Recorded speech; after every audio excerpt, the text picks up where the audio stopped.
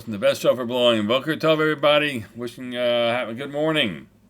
We continue with our 3-minute daily dose of Torah. Yesterday, we stepped into the Ramban, teaching of Nachmanides on the verses in Nitzavim, the first part of chapter 30. And the Ramban insists, the statement, you shall return to God your Lord, and these terms are not merely prophecy, although God does want to tell us and that these things will come to pass, but they are indeed a commandment to do so. There's a commandment to do teshuvah, which we're accustomed to speaking about, right? But it's an odd thing. It's an unusual thing to say that you are fulfilling a mitzvah when you return to God. Just want you to think about it, right? What that means.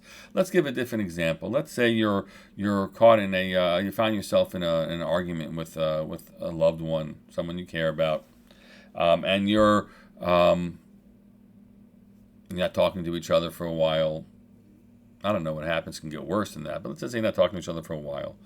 So, when you make up, right? Is making up like somehow a thing, or is it simply that you undo the distress of the past period of time when you were having your fight, and you go back to a relationship?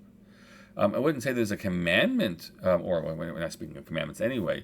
But like, is it in the making up that something significantly happens, or you simply cease and desist, or try to you engage in an act of repair? But what the important thing is the relationship that you have, not in the repairing. That's what one could say, right? At the same time, as I'm saying this, as you're listening to this, you hear that no, there is something very powerful in the very experience of repairing.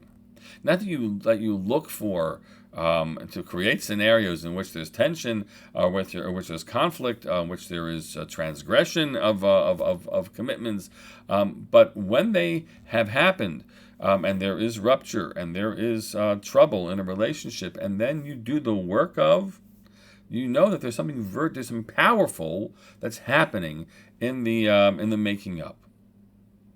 Again, we should all be spared the need to make up, on a regular basis with people that we love. But these things do happen, and when we fail to do so, then we're bereft. We're left with something that shouldn't be in the relationship that we have. And when we engage in it, then we've actually done something which is which hopefully can intensify the relationship itself. So it's not so crazy if we put it back here to speak about a mitzvah of teshuvah. The experience of doing teshuvah is in and of itself is a commandment, and there's something that happens in it which is of great significance indeed.